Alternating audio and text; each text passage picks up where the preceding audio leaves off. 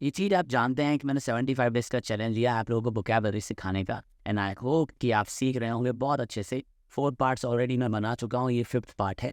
आप शुरू से जाके देखिए ताकि आपको बेहतर तरीके से चीज़ें समझ में आएँ। आज के इस पार्ट में हम सीखने वाले हैं एक्सीडेंट से रिलेटेड वोकैबुलरी, कि एक्सीडेंट होना क्या होता है, किसी को ठोकना क्या होता है भैया, गिरना क्या होता है, ये सारी वोकैबुलरीज़ की हम बात करेंगे, ठोक के भागना क्या होता है, एवरीथिंग। ओके? वीडियो को लास्ट तक देखना, थोड़ा सा पेशेंस रखना ताकि आपको 10 से 12-15 अच्छी वोकैबुलरीज मिल सके जो कि स्पोकन में यूज़ होती है। चलिए शुरू करते हैं। मैं अपने बारे में बता देता हूँ। My name is Sameer Meena and I have been the teacher since 2014। मैं अमेरिकन इंस्टीट्यूट में पढ़ाता हूँ जो कि काफ़ी बड़ी संस्था है पूरे इंडिया में। अगर आपको ऑफलाइन ज्वाइन करना हो तो प्लीज़ हमें ज्वाइन करिए, और ऑनलाइन ज्वाइन करना हो तो भी हमें ज्वाइन करिए स्पोकन इंग्लिश सीखने के लिए। मैं डिस्क्रिप्शन में सारे लिंक दे दूँगा, प्लीज़ जाके चेक करिए। अब शुरू कर।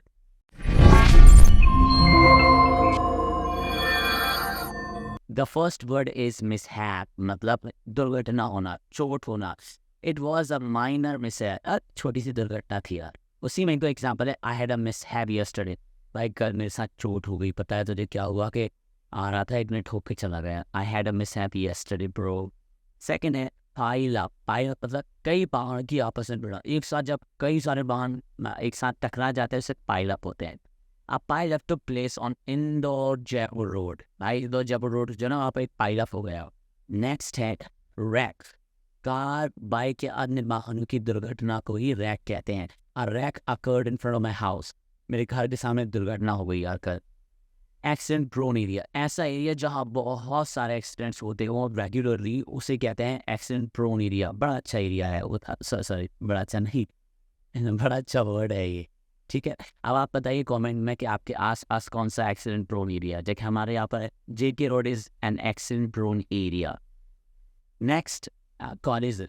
कॉलिजन मीन्स दो वाहनों का आपस में भिड़ना, मतलब टक्कर होना। a car was in collision with a truck. Truck car से भिड़प थी भैया, बहुत गंदा कॉलिजन।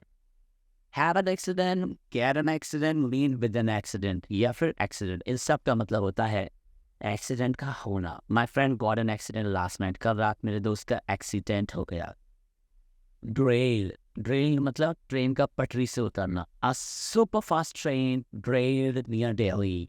नेक्स्ट, बकल, वाहन के किसी हिस्से की बुरी तरह मुड़ना। The front wheel of my scooty has been buckled. आगे से मेरे स्कूटी का जो व्हील है ना पूरा मुड़ गया यार। Right of.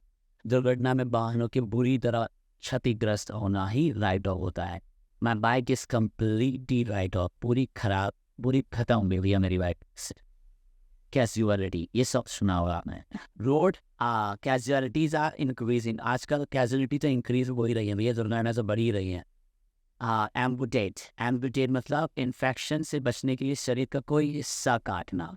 His right arm has been amputated. उसका राइट आर्म को काटना पड़ा क्योंकि एक्सीडेंट की वजह से उसका हाथ में इन्फेक्शन हो गया था। स्कार मतलब चोट का निशान।